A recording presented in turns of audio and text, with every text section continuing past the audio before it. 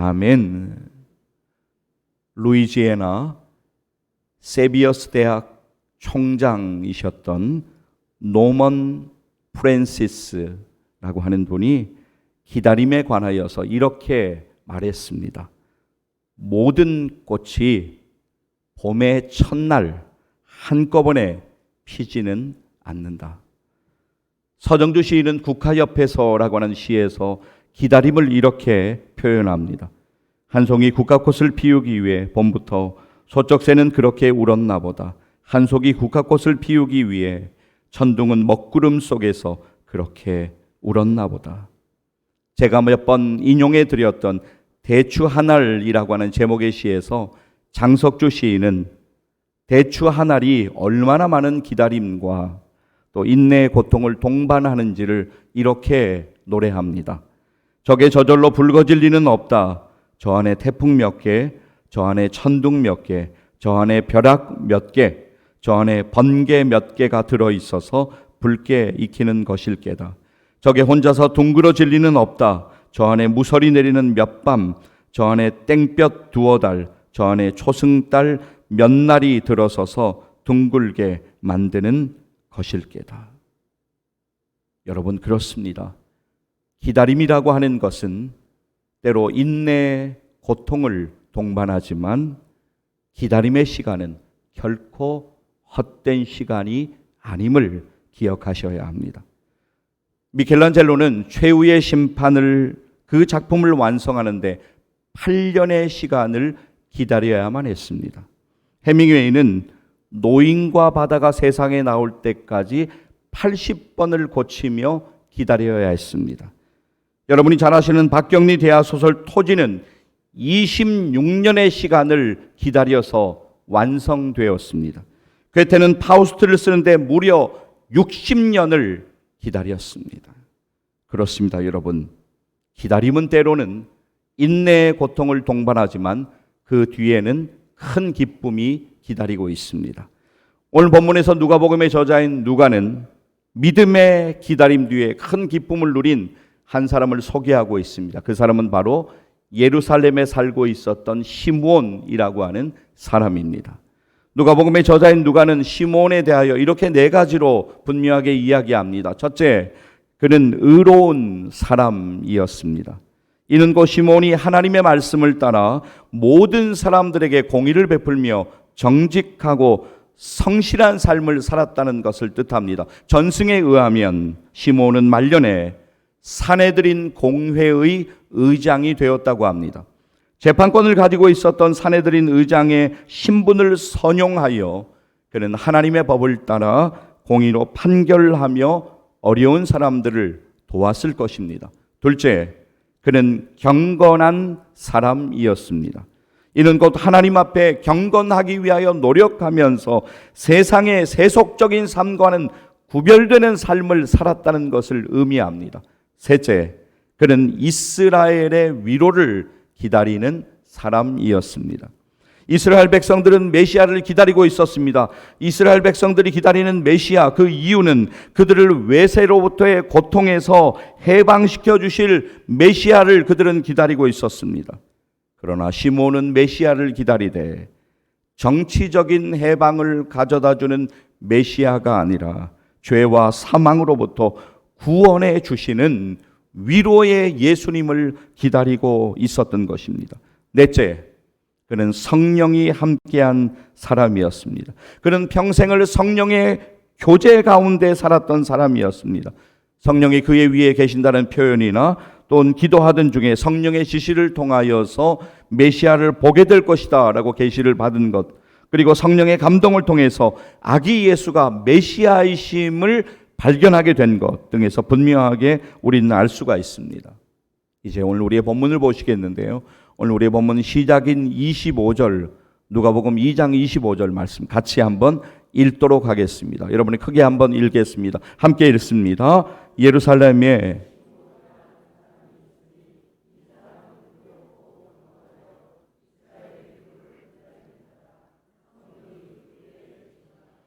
다시 한 번만 읽겠습니다. 예루살렘에 시몬이라 하는 사람이 있으니 이 사람은 의롭고 경건하여 이스라엘의 위로를 기다리는 자라. 성령이 그 위에 계시더라. 아멘. 여러분, 시몬은 자기 스스로 무엇을 해보겠다 그런 사람이 아니었습니다. 하나님이 이루실 일을 믿음으로 기다리는 사람이었습니다. 여러분, 세상의 관점은요, 기다리는 사람을 참 답답하게 생각합니다. 아니, 믿음을 가지고 산다고 이야기하는 우리들도 기다리는 것이 참 힘들 때가 있습니다. 왜냐하면 불안하기 때문입니다. 당장 눈앞에 결과가 보이지 않으면 우리는 불안합니다. 그러나 성경은 우리들에게 믿음으로 기다리는 삶을 살아야 할 것을 분명하게 말씀하십니다. 왜냐하면 여러분이 믿음으로 기다리는 시간은 결코 헛된 시간이 아니고 믿음으로 기다리며 기도하는 그 시간 가운데 하나님께서 역사하시고 하나님께서 여러분 가운데 은혜 주시기 때문입니다. 성경 출애굽기를 보게 되면 이스라엘 백성들 앞에 홍해의 난관이 그들을 가로막고 있습니다. 그들은 두려워합니다. 그래서 모세를 원망합니다. 하나님을 원망합니다. 그들은 탄식하면서 아우성치며 소리 지릅니다. 그때 하나님은 모세를 통하여 그들에게 이렇게 말씀하십니다. 자, 출애굽기 14장 13절을 제가 좀 읽어드리겠습니다. 모세가 백성에게 이르되 너희는 두려워하지 말고 가만히 서서 여호와께서 오늘 너희를 위하여 행하시는 구원을 보라. 너희가 오늘 본 애굽 사람을 영원히 다시 보지 아니하리라. 가만히 서서 여호와께서 오늘 너희를 위하여 행하시는 구원을 보라라고 그렇게 말씀합니다. 자, 이어지는 출애굽기 14장 14절 말씀도 제가 좀 읽어드리겠습니다. 여호와께서 너희를 위하여 싸우시리니 너희는 가만히 있을지니라. 너희는 가만히 있을지니라 라고 말씀합니다. 기다림은 때로는 불안하고 초조합니다. 그러나 믿음으로 기다릴 수 있다면 우리는 기다리는 가운데, 기도하며 기다리는 가운데 하나님의 일하심, 하나님의 역사하심을 반드시 경험하게 될 것입니다. 무작정 참아내는 것이 아니에요. 기다린다고 인간적으로 참아내는 것이 아닙니다. 믿음으로 기다려야 합니다. 여러분, 인간적으로 억지로 참고 인간적으로 기다리면 그것이 화병이 되죠. 그리고 사실 우리가 스트레스를 받게 되면 그것이 여러 가지 어려움의 시작이 되는 것이죠. 스트레스로 우리가 온몸이 아픈 경험을 한 적이 있지 않습니까? 그러나 주님 의지하여 우리가 믿음으로 기다릴 때 주님께서 우리를 위로해 주시고 주님이 우리를 격려해 주실 것을 믿습니다.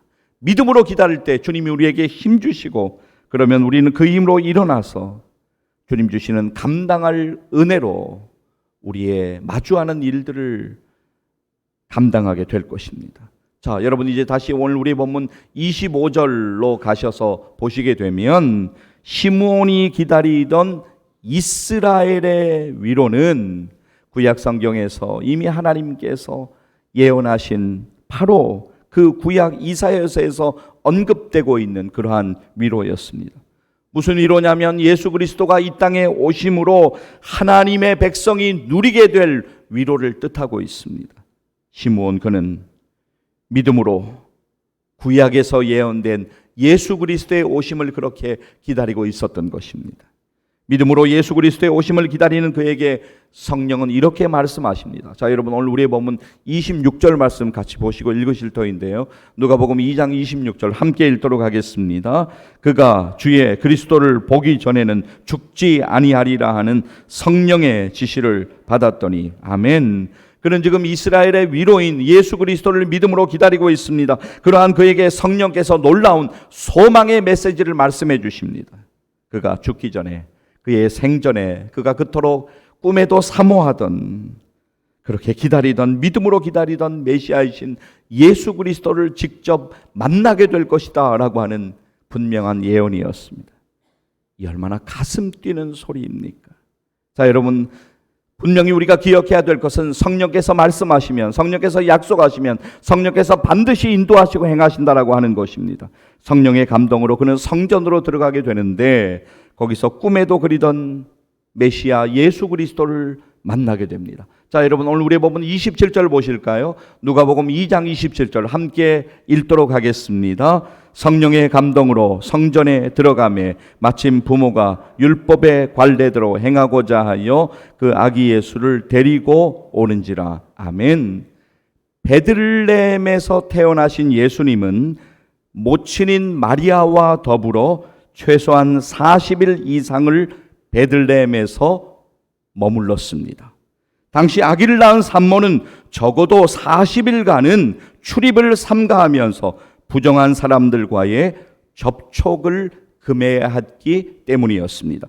그 마리아와 요셉은 10km 정도 떨어진 예루살렘 성전을 오가면서 산모를 위한 정결 예식과 아기 예수님을 위한 헌신 예식을 거행하였습니다. 자, 이러한 상황 속에서 예수님의 육신의 부모인 요셉과 마리아가 율법의 관례대로 예수님의 할례를 행하기 위하여서 성전에 들어왔고, 시몬이 성령의 인도하심을 따라서 들어간 성전에서 바로 그곳에서 드디어 시몬은 이스라엘의 위로자이시고 또 온 인류의 위로자이시고 구원자이신 아기 예수님을 그의 눈으로 보게 된 것입니다.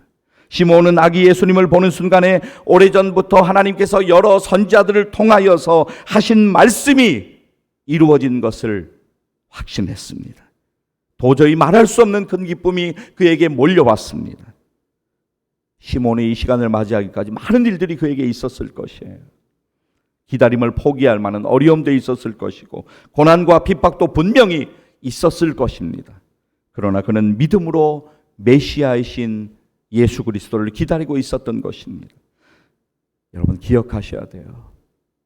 믿음으로 기다리면 하나님께서 반드시 은혜 주십니다.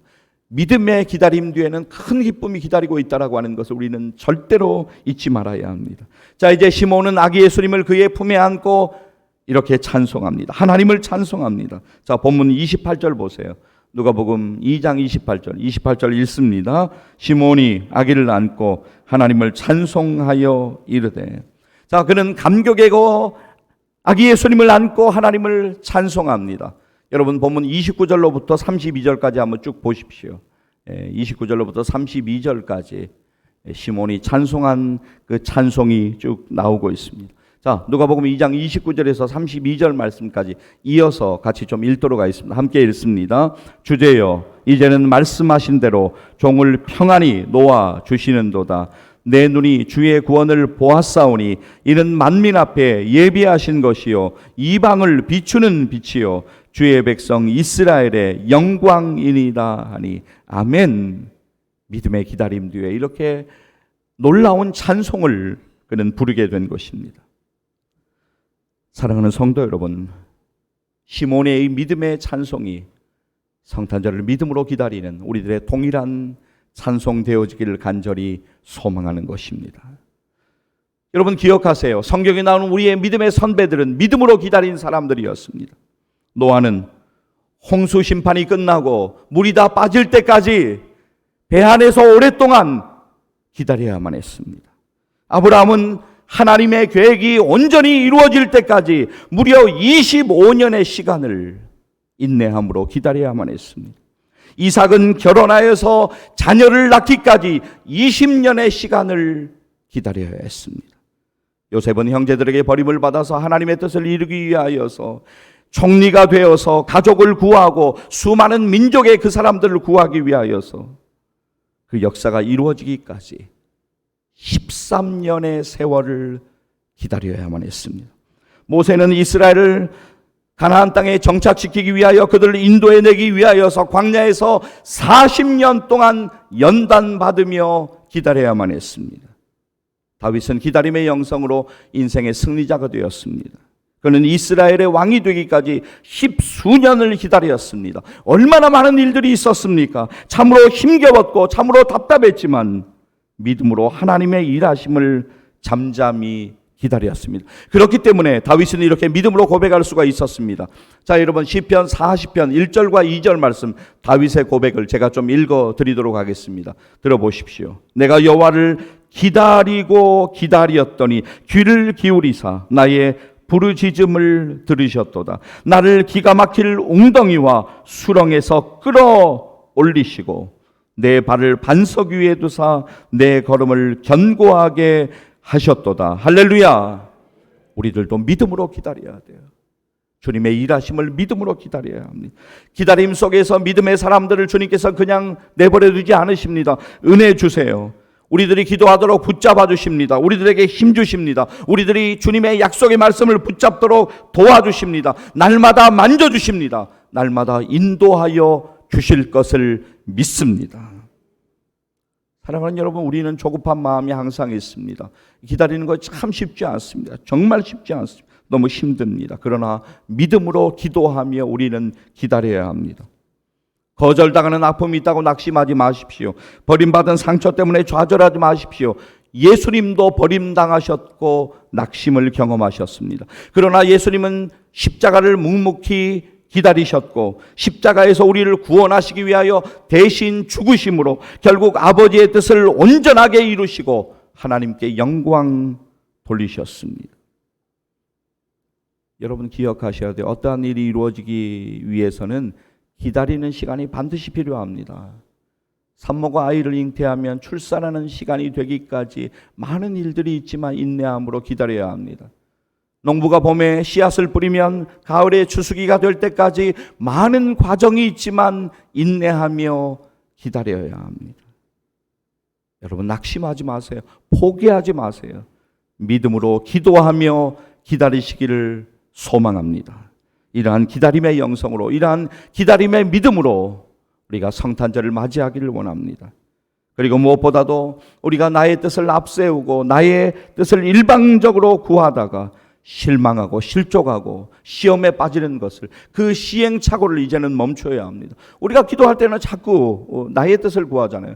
하나님 이것 주세요, 저것 주세요. 그냥 오로지 나의 뜻이에요. 하나님의 뜻을 우리는 구하지 않습니다. 나의 뜻을 구해요. 그래서 주시면 땡큐, 주시지 않으면 나를 사랑하시지 않는구나. 우리는 시험에 빠져듭니다. 그런 것이 아니라, 나의 뜻을 내세우는 것이 아니라 하나님의 뜻이 우리의 인생 가운데 이루어지기를 구하며 우리는 믿음으로 기도해야 합니다. 주님의 시간에 주님의 뜻이 이루어지기를 소망하며 믿음으로 기도해야 합니다.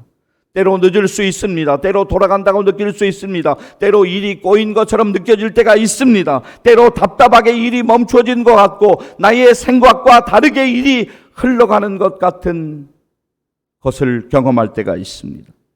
그러나 사랑하는 여러분 기억하십시오. 주님이 가장 선한 길로 여러분을 인도하여 주실 것을 기억하시기를 바랍니다. 믿음으로 기다리는 그 기다림의 끝에서 하나님의 일하시는 놀라운 일들을 우리는 반드시 경험하게 될 것입니다. 오늘 마주하시는 여러 복잡한 상황들이 분명히 있으실 것이에요. 그 상황 중에서 은혜 주시는 주님만을 믿음으로 더욱 기다리십시오. 그냥 무작정 기다리는 것 아니에요. 감정적으로 인간적으로 기다리는 것 아닙니다. 기도하세요. 하나님의 말씀을 붙드세요. 믿음으로 기다리십시오. 하나님의 놀라운 은혜를 우리는 경험하게 될 것입니다. 우리의 짧은 생각을 넘어서는 하나님의 뜻을 우리는 목격하게 될 것입니다. 여러분이 기도하시는 일들의 가장 선한 길로 인도하시는 그 은혜를 경험하시게 될 것입니다. 합력하여 선을 이루어 가시는 그 은혜를 경험하게 될 것입니다.